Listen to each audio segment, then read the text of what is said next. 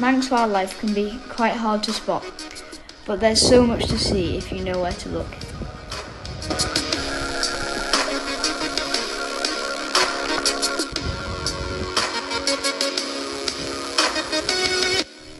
My name's Austin and I'm here to tell you about some of our local wildlife.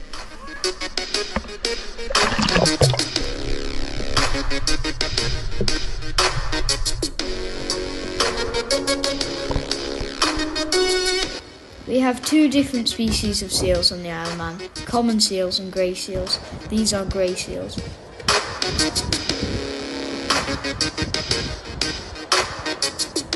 To observe seals in their natural habitat, you need to stay really quiet and keep your distance.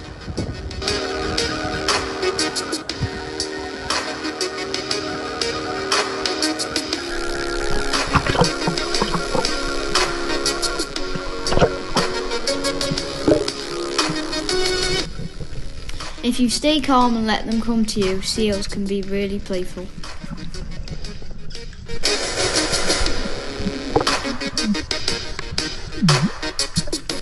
One of my favourite things to do is to dive deep in our underwater world.